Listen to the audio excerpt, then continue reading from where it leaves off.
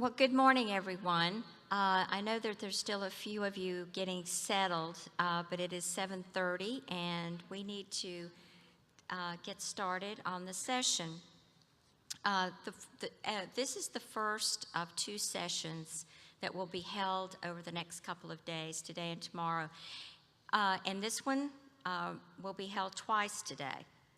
Once this morning and again following the close of the business session this afternoon. The title of this one is The Importance of Brand.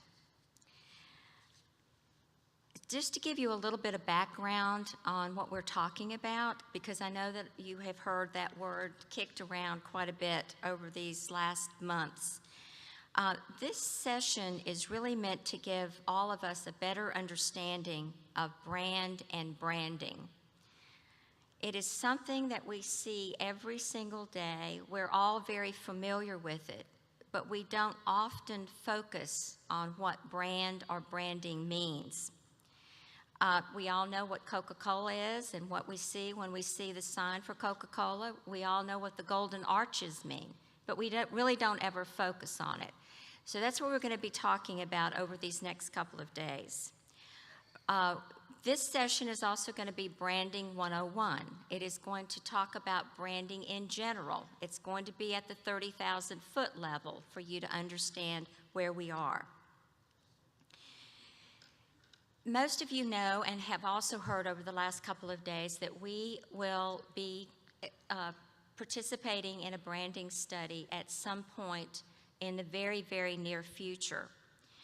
And it is the hope that these two sessions, today and tomorrow, will give you a better understanding and a foundation from which to know what branding is, and that to let you know that it is not just a fancy buzzword.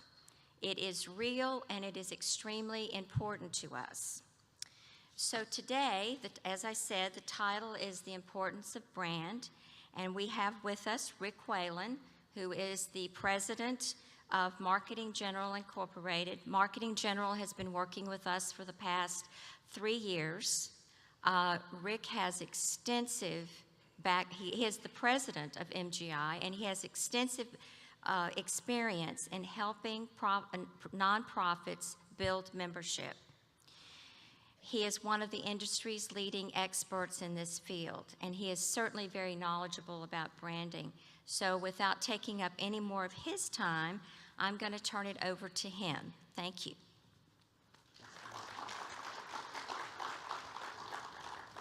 Thanks all, and good morning. Thanks for getting up so early to join me this morning. You know, I'm going to talk, as Elaine said, about the importance of branding, and it's good to see so many branding experts here in the audience. I say that quite truthfully. You know, I'm in my late 50s now, and I have, for 50 some odd years, eaten Chiquita bananas and used Heinz ketchup because my mom did. I'm sure there are other people who grow bananas and other people who make ketchup, but the brands Chiquita and Heinz have been ingrained in my psyche all these years. And I bet if you stop and think for a minute, there are a tremendous number of brands that you see every day that you use because moms did, your dads did. You know, there's a lot of us who do things by rote. That's the power of brands. Brands get into our psyche, they dig deep, and they stay there. And so the importance of brands cannot be underrated when you talk about the NARFE brand, for instance. You see every day thousands of brands. The Direct Marketing Association says that every day we're exposed to thousands of marketing advertisements, 25,000 on an annual basis. So we're going to talk today a little bit about, as Elaine said, the 30,000-foot brands and why brands are so important.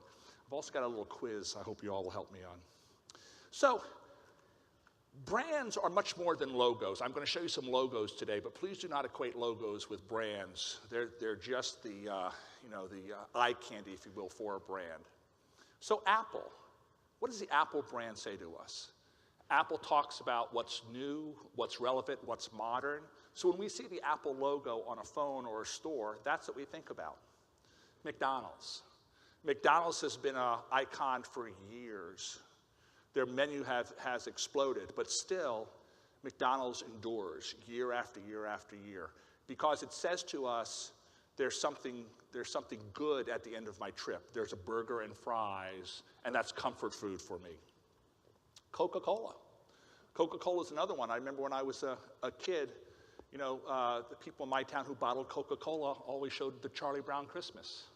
So Coca-Cola for me, is polar bears and Charlie Brown, and it's good times, and it's relaxing on a hot day with a cold Coke. It is a brand icon, and it endures. Nike's another one. Just do it. Nike has become symbolic now for all athletic achievements now.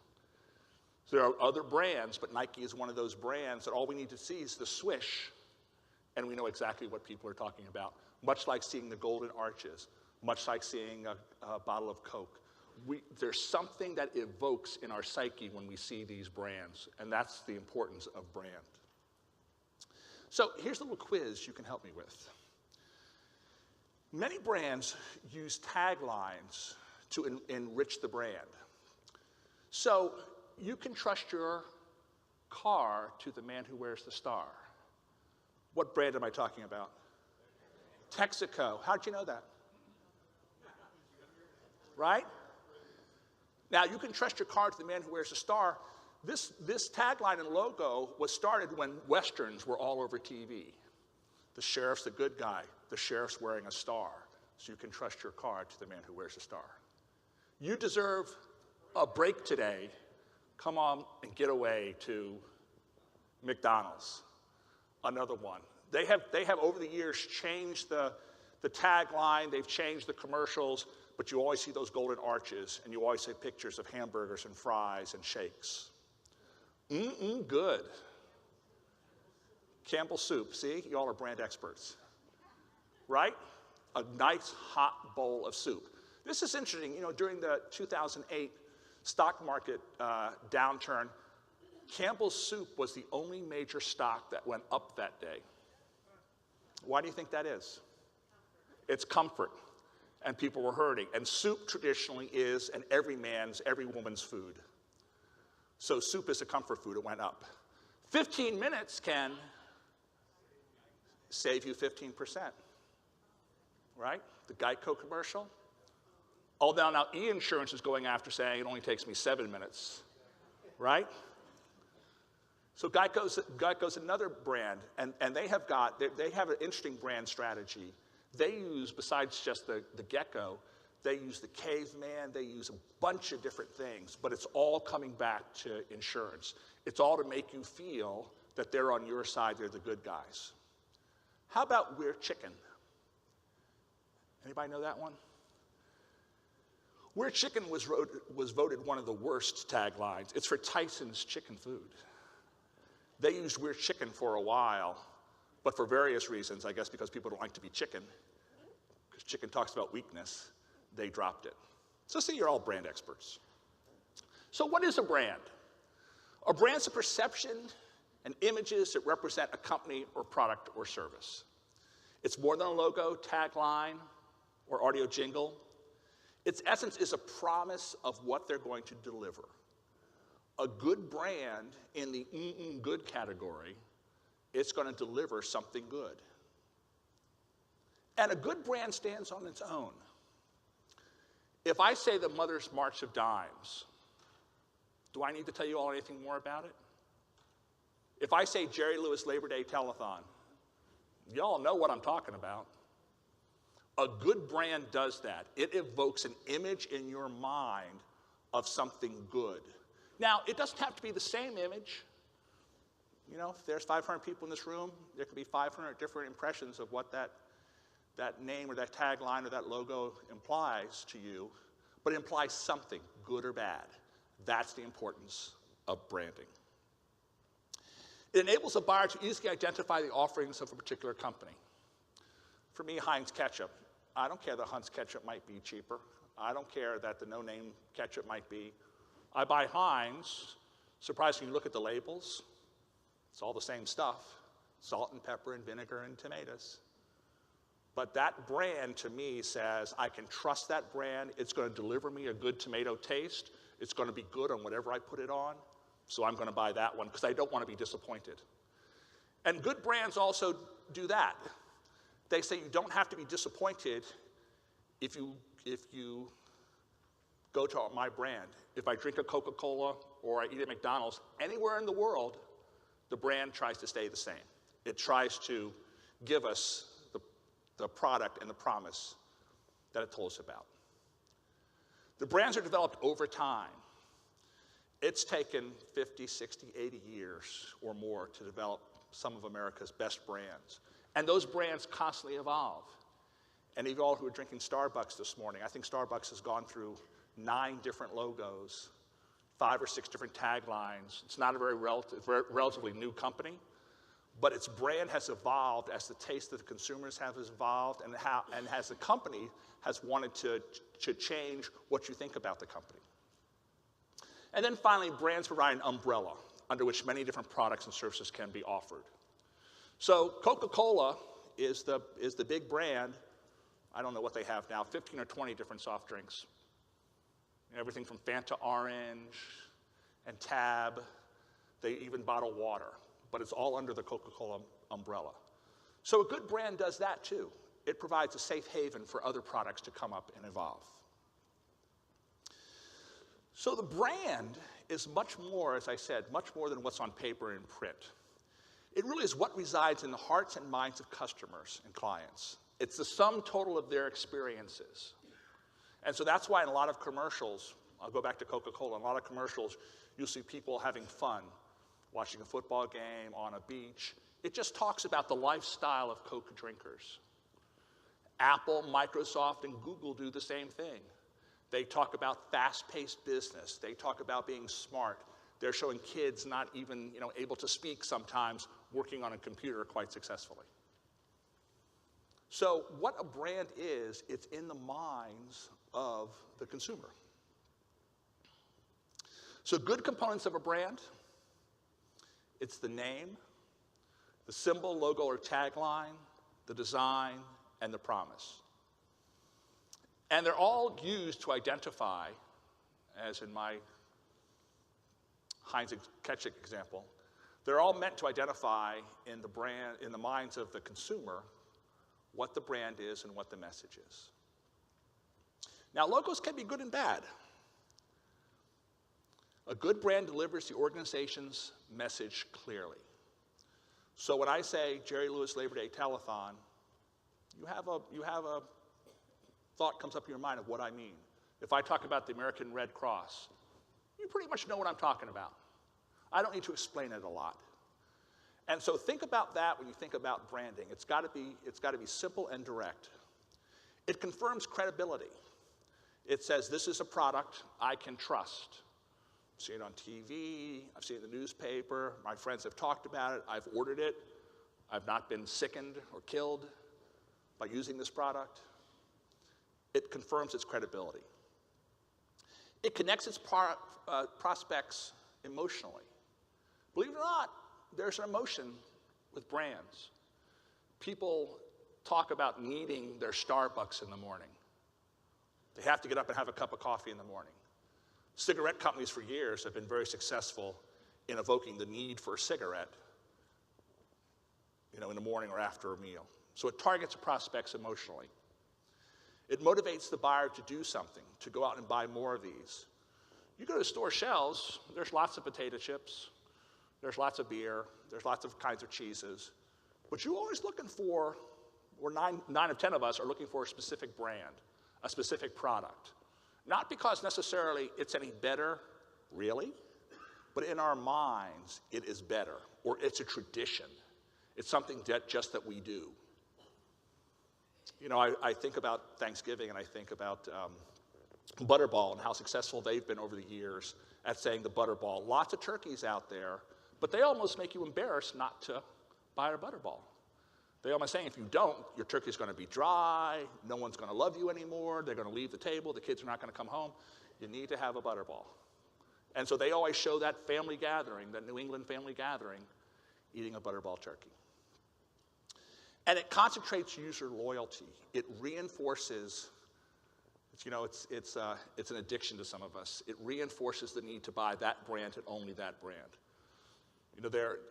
20, 30 years ago, when all these generics came out, people really thought, well, one paper towel is as good as another paper towel. But what the market proved is that's not really true. People tend, even though they will stray every once in a while, and they'll go and buy the cheaper paper towel, or they'll buy, a knockoff or a generic brand, they eventually come back to their first love, to their Bounty paper towels or their Scott's bathroom tissue, because that's what I use, that's what I need. So think about brand in that way too. Delivers on the organization's message, confirms its credibility, connects its target prospect, motivates the buyer, and concentrate user loyalty. Let's talk about looking for some brands that are in trouble. I am a loyal DC Redskins fan, have been all my life. For those of you from Texas, I apologize, but my mama told me to hate Cowboys and Giant fans because we were Redskins fans. This is an 80-year-old brand that's in trouble, right? You've all have heard that. Sears, for years, Sears was the name brand for so many generations of families. You brought your Craftsman tools here, you went to go back to school shopping here. Sears, somewhere along the line, lost it, right? And so it's a brand that's now in trouble. They've joined with Kmart. They're closing stores right and left.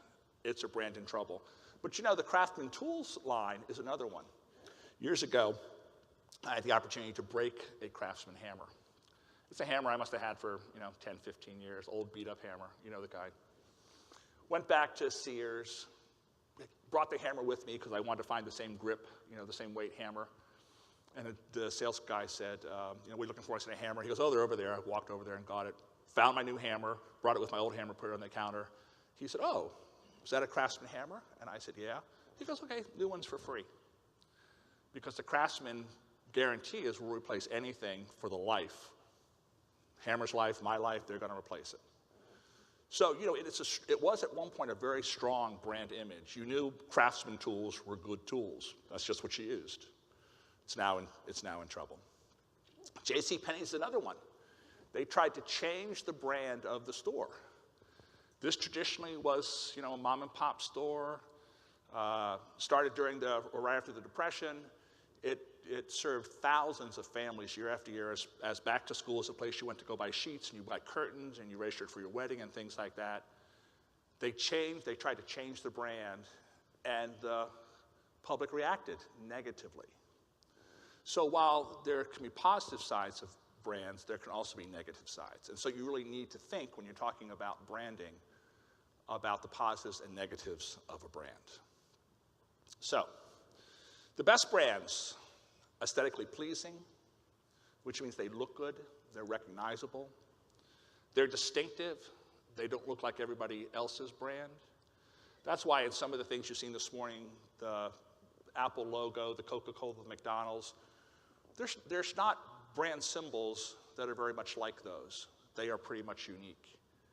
And they have to be unique because they compete day after day for the 4 or 5 or 6 seconds that the American public will give a brand. They have to be memorable. When you see it, you have to remember it. Because if you don't remember a brand, the battle is lost.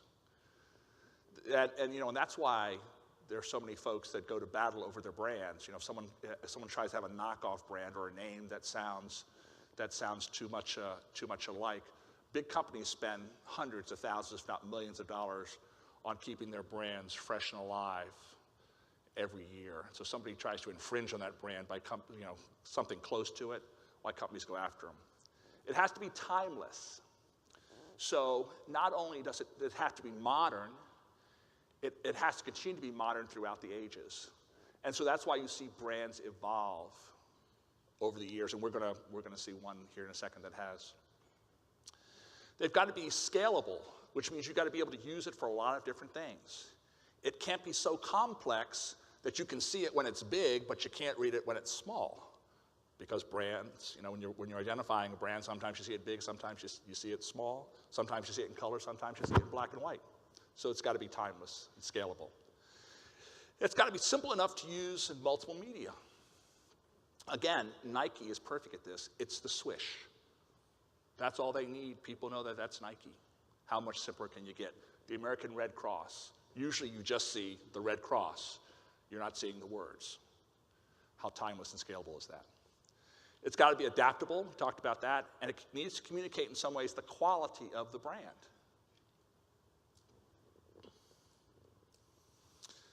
This is the National Restaurant Association, so we're going to talk about some nonprofit brands here. This National Restaurant Association, they've evolved from my left, your right, to the National Restaurant Association from the star to the other one. Those swirls are supposed to be plates, believe it or not, in their new logo. But that's an example of one that's evolved over time. ARP. Anyone here not know what ARP is? What a great brand. Now, they don't use the American Association for Retired People anymore.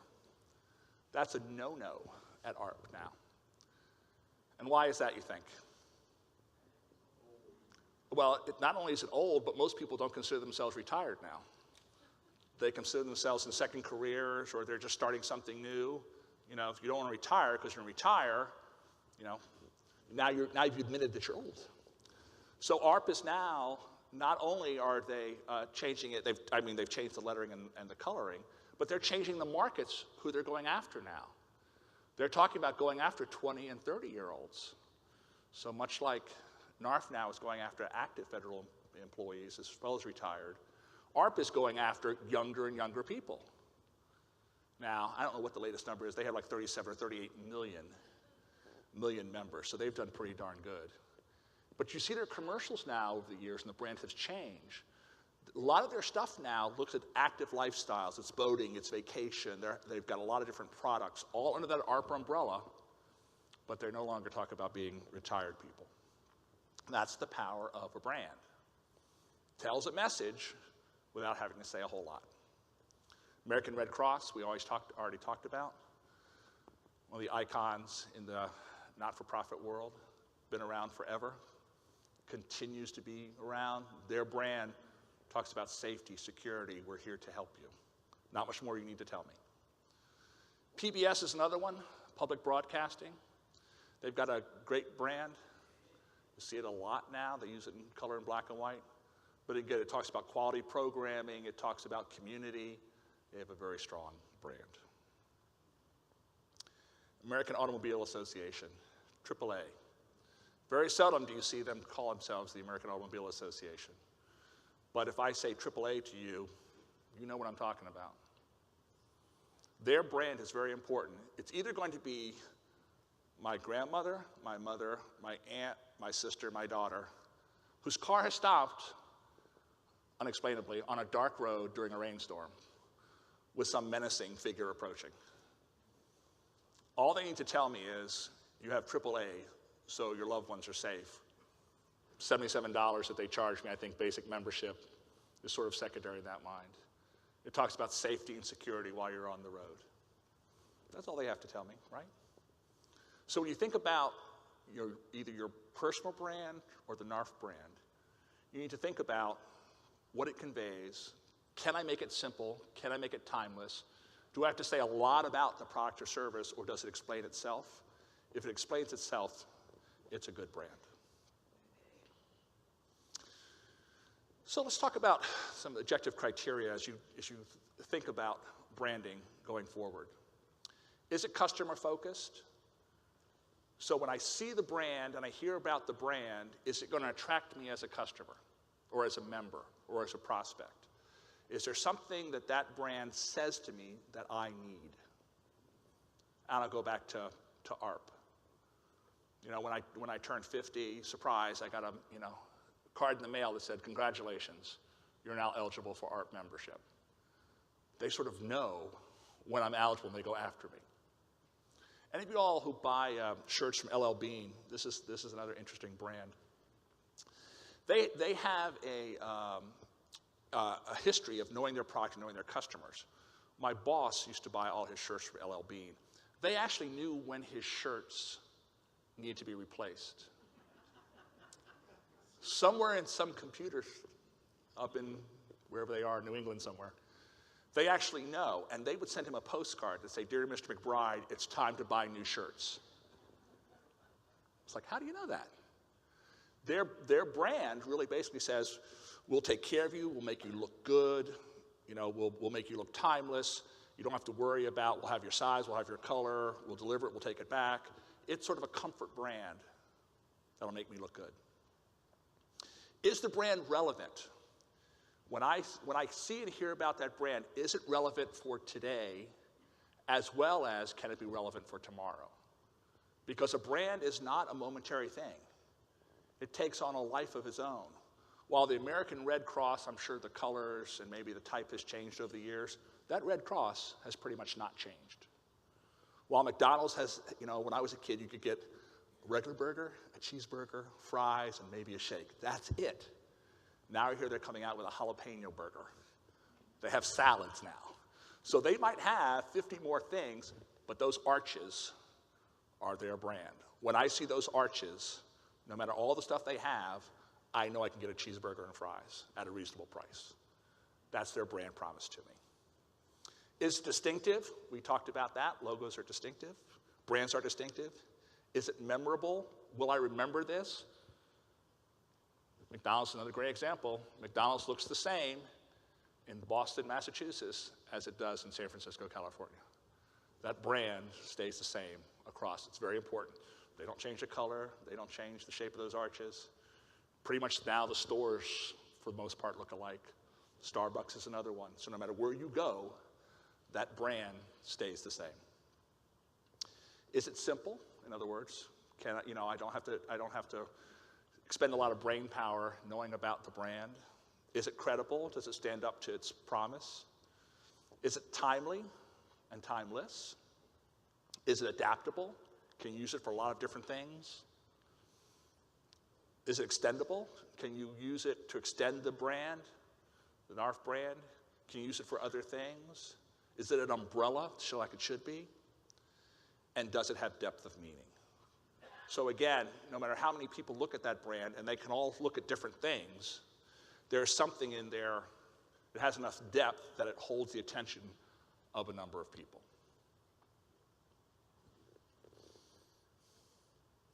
So brands are everywhere.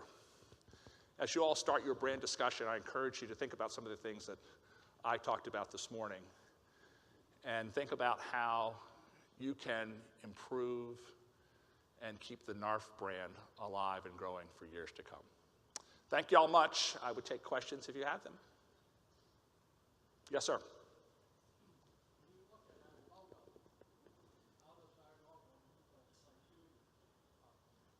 So how does your logo do?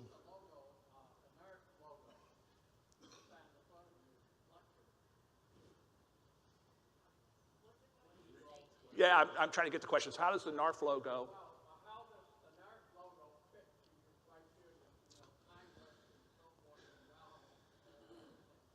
Yeah.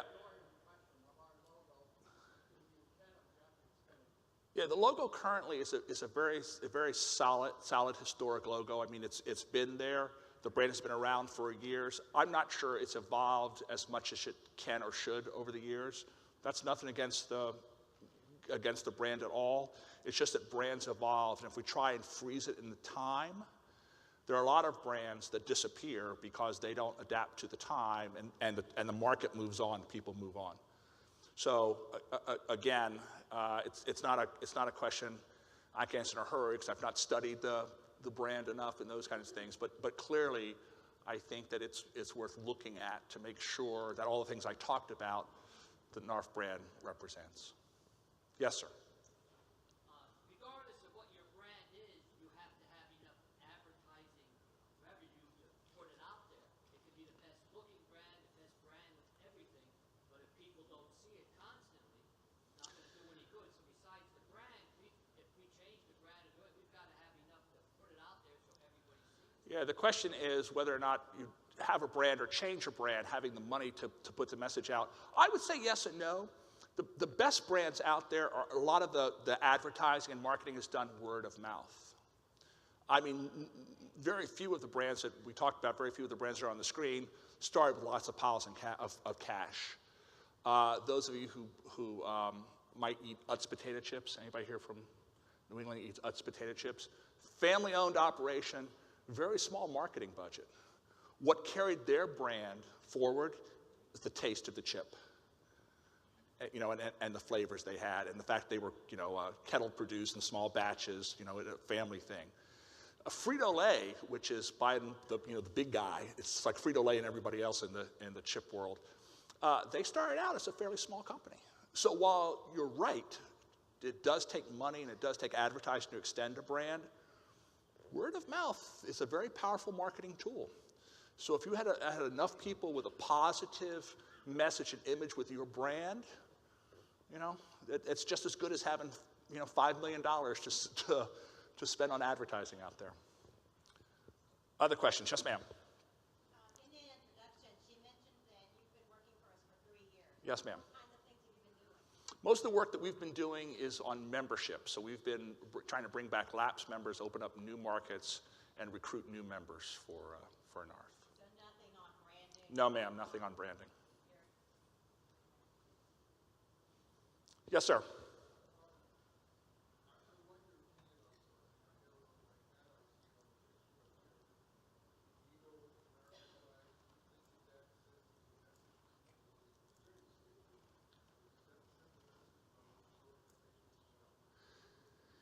Yeah, I think certainly those components have to be strongly considered, just because of the history and the fact that of active and retired federal employees.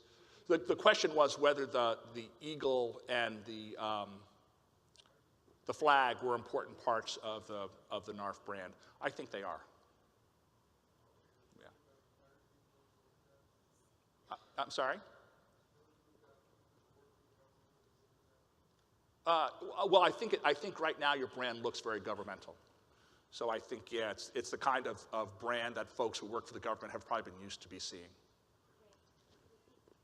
Okay. Yes, sir.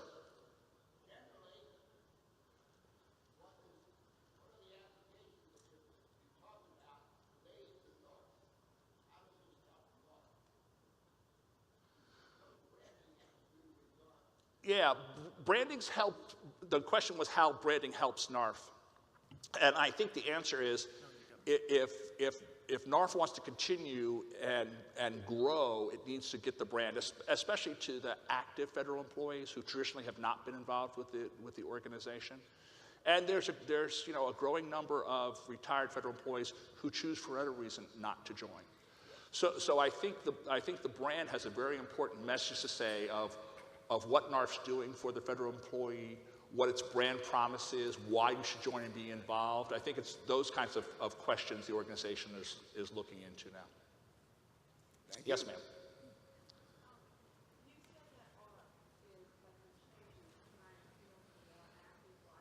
Yes, ma'am.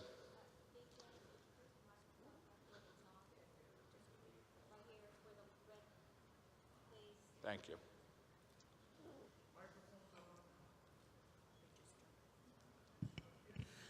You said that ARP was changing to try and appeal more to the active lifestyle. And younger, not necessarily active, because there's a lot of active seniors, but yes. Is there something that we could do similar, and do we need to appeal more to the active lifestyle? Yeah, the need to is an organizational decision, not one that I can make, but clearly, and this is not a new thing, this has been happening for years. You know, retired folks now, I mean, my mother, who worked for the phone company for 40 years, was more active after she retired than she ever was when she was working full time. So I think clearly people are looking for something different. They're looking for a different brand promise than some of the organizations they join and contribute to.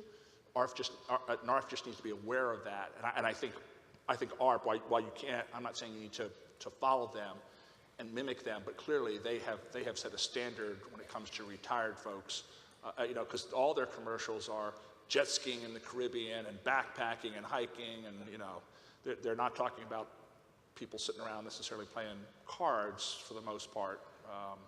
They're talking about active lifestyles, and they're going after younger folks now. I have a question. Yes, ma'am. You say that you've been working 3 years for NARFE on membership. Yes, ma'am. I have two questions. One, how do you suggest that we make the statement to clarify the name? It says National Active and Retired. Active could mean that we're alive and well, or active for people that are currently employed. How do you make that statement, and have you been working on that distinction with new membership? Yeah, we've not been working on that distinction in recruiting members. When we've, for our marketing purposes, we've talked about active, we've been talking about currently employed versus lifestyle. Or alive and well? Or alive and well, yes, ma'am. But I'm hoping most of our members are alive and well. Let me go back here and I'll come, yes, sir.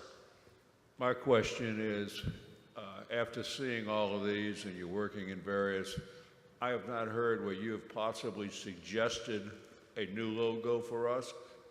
Have you made some suggestions to NEB headquarters which your expertise feels would enliven our logo to allow us to be more productive in recruiting and retaining? Yeah, I have not. The organization itself is at the very start of this, and it's more than be my opinion or my company's opinion. It takes a lot of research and discussion among current members, prospective members, former members, just to get a feel for, when you hear the word NARFE, what does that mean? I guess then, have you started leading the management and the teams on this research, or are we still in the theoretical realm of what the value of a logo and a catch is? I think this meeting is kicking off that process. Thank you. Yes, sir. Yes, the big divide we have right now is between chapter kind-based organization and an internet-based organization. The fastest growing portion of our membership right now is in the internet area. And if you take a look at some of the companies like GoDaddy, some of the others, how much they've invested in getting to that particular group of people. Right. Now, we have a problem with doing that because we don't have a good access point to, the federal group of people who are active members. So we have to find ways around it. Have you taken a look at internet kinds of companies and things that are doing things like, unlike AARP, which has a broad, every week I get something from AARP in the mail. They must spend a fortune on just mailing. Yeah, but you think they don't do that, I'll answer that part. They don't do that because they like doing it, they do it because it brings them results. Okay, and do you have any idea how much they spend on that program? It's probably as much as our whole budget. Probably so. Yeah. But again, this is not a competition with ARP. You may not think so, but we have letters that come in saying, why do I need NARFE? I can join ARP. There is the crux of the issue right there. Can you talk to that? NARFE has got to be its own organization with its own brand, and that brand needs to stand for whatever members think it should stand for. Well, in 3 years, have you determined what that might be? We have not been working in branding. We've been working in recruiting members, bringing members back. Is there a difference? Yes, there is. Okay, Yes, maybe you there can is. explain that. Thank you. Thank you. Yes, ma'am. Way back there. Are there just a few general tips that you could share with us about rolling out a new or a different brand that would help our current members feel good about the change, as well as have the prospects feel good about the change? Yeah, there's no one-size-fits-all. A lot of organizations, when they think about it, like ARP, what they did was they went away from the full name and just went down to the initials. I've had other groups that have added a tagline to try to explain their brand. We talked about the Texaco example, but there have been others. There's a group out in Denver called American Association of Perioperative Nurses. These are operating room nurses. And they've gone with a tagline that just talks about the Association of Operating Room Nurses to clarify. So there's a lot of different ways you can go. There's no one-size-fits-all. It's really what makes sense in the marketplace to your prospects and your members. But I think some of the things that I talked about this morning, could provide at least a launching pad for those further discussions. Yes, ma'am. Yes. One of the things I'd like to ask is, has your company developed a logo for a company that we're aware of, something major? And also, I would like to know how long it might take for testing of our logo to be actually put out there. Yeah, all the work that we do are for not-for-profit trade and professional associations. So the work that we've done in branding and logo development have been for other associations you may or may not have heard for. We don't do work for commercial things. And I'm sorry, the second part of your... It was, how long do you think it will take to test a new logo or a prospective logo before it's actually put out there? Yeah, do not put yourself under a time constraint. It could be 6 months, could be a year, could be 3 years. It really depends on the market and how they react to what you put out. Because a lot of groups will put something out, will dry test it, and then will make changes depending upon comments. Because New Coke, anybody hear of New Coke? Oh, yeah. How many millions of dollars did Coca-Cola spend on New Coke? And guess what? No one drank it. Mm-hmm.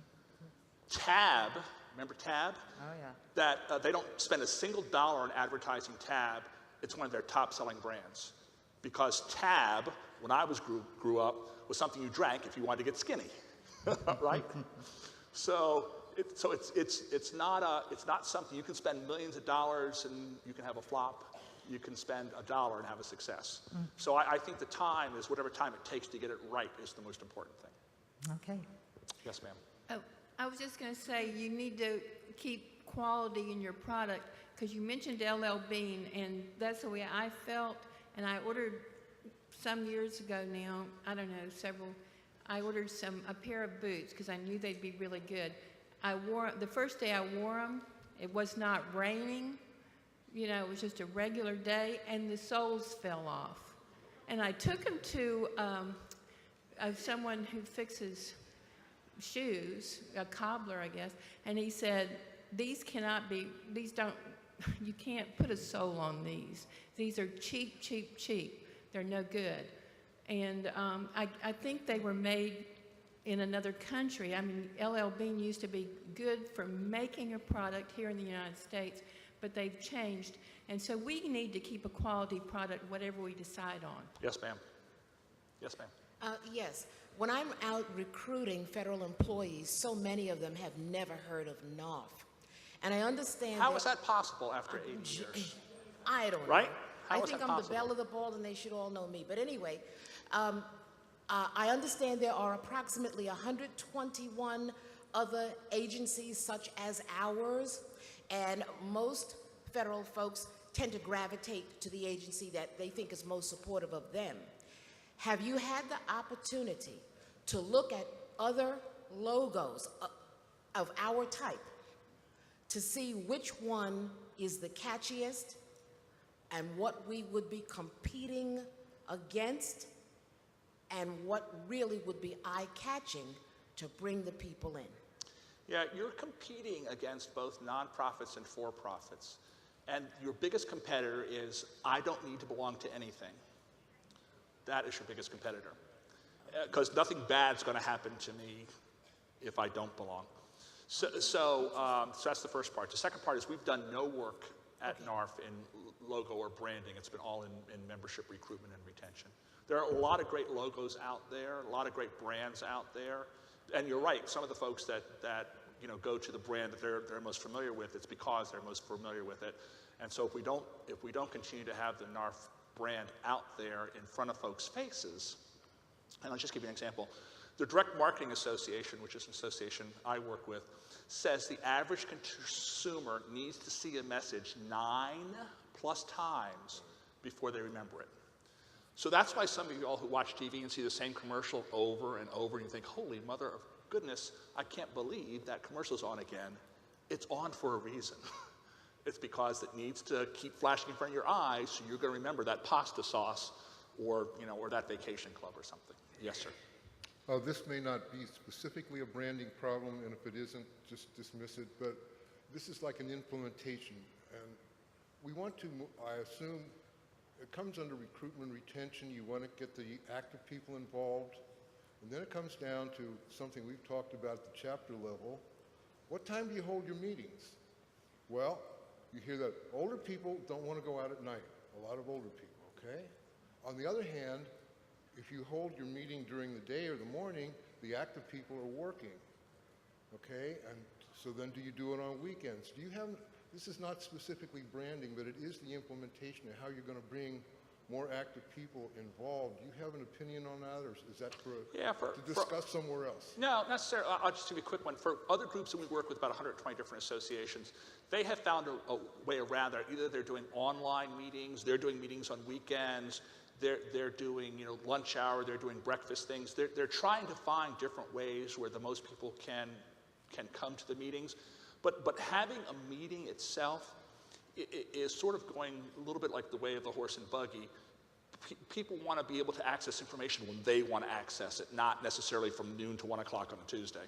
So all organizations have just to think about better ways or new ways to get that information out while still allowing some ability to network. Well, just not to monopolize the conversation, but I think our chapter is, like a lot of chapters, the number of people who turn out at meetings seems to be going down. And so I guess there are a lot of people just send me my magazine and my chapter newsletter, and that's kind of what I want. Most members are what we call mailboxers. That's really all they want.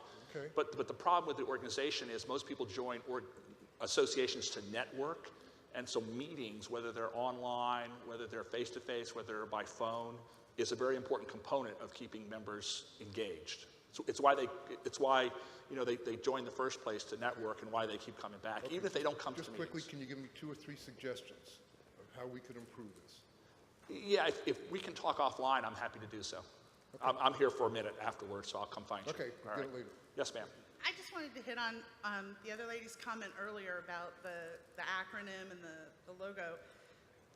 My own father was a civil service employee for probably 35 years. When he first joined, he would always call it the Association for Retired Federal Employees.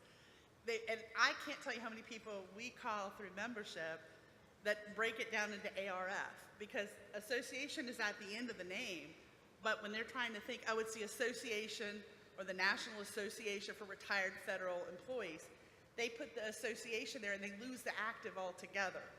And I just wanted to put that out there because I think that that's part of the crux of getting those people that are current employees in, understanding the day one they sign up and start that new job, we have this great organization, and hitting that active, because I think that is a problem in terms of people talking about it. They'll say, yes, they go right to the word association, and active is just out the window. Yeah, and that's why I talked about it's not what the organization wants the brand to be, it's what the image and the message in the minds of the consumers or the members. So when people shorthand the brand or they change the name, that's a problem. It says that we have some confusion in the marketplace. Yes, ma'am.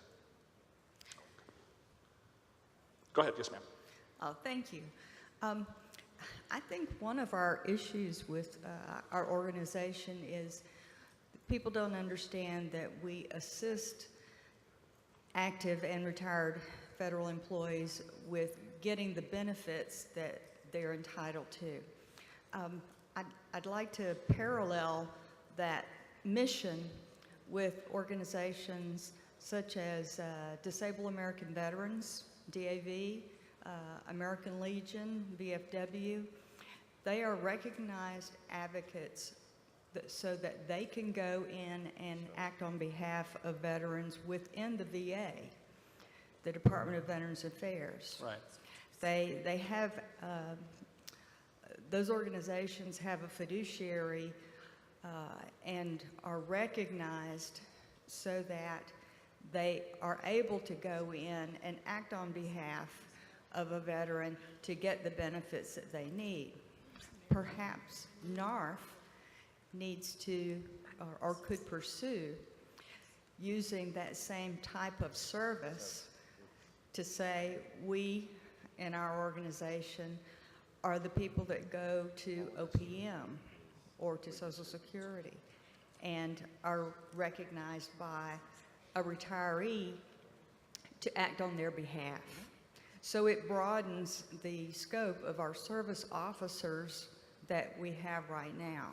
Yeah, and I think those are the kind of conversations that the organization is starting to have. I think there are other organizations that we could take their model. That's my point. Yeah, there's a lot of good models out there. Yes, sir. Hi, good morning. I'm an active federal employee. I have been a member of NARFE for 12 years. I have been chapter president for 9 years and on our federation board for 4 years. I was able to recruit a lot of members throughout the years until the incentive that we used to have for federal employees was discontinued. As soon as that happened, I've had a terrible problem trying to recruit members, so I really wish the board would reconsider that, because with the federal employees, with situations that we've been through the last couple of years, if you give us an incentive, I can get people to join, but I can't do it at our local rate that we have now, which is just too high for them. So, Thank you. Sir. Okay, this is probably more of a comment, but I think that at the end of the day, NARFE needs to kind of just figure out what it is that we have to offer and target itself accordingly. I mean, if you're going to and want to include a younger group of people, then perhaps it must be something there for them to want to come over and join NARFE. Thank you. Yeah, I think most organizations, and you've seen this at one point in the not-for-profit organization, there was one pharmacy association. It was the folks that helped what's his name in the Jimmy Stewart movie, compound his medicines. There was one pharmacy association. There are now 8 or 9 pharmacy associations, and so people vote with their feet. If the organization itself doesn't have a clear brand, people get confused. And when I'm confused, I do something crazy, or I do nothing at all. So the whole brand issue is very important. Thank you all so much for letting me have some time to at least get the conversation started. I appreciate it. Thank you all.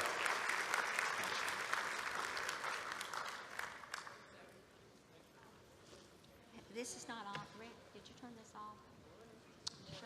You can use this here. Oh, there you go. Just as a reminder, there are evaluation forms that are on the tables outside.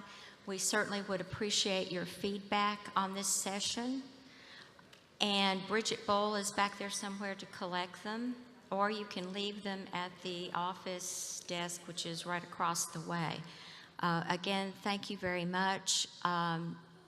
Again, we are going to do a branding study, and it will look at all aspects of our organization. So thank you for attending this morning, and we'll see you in a little while. Thank you.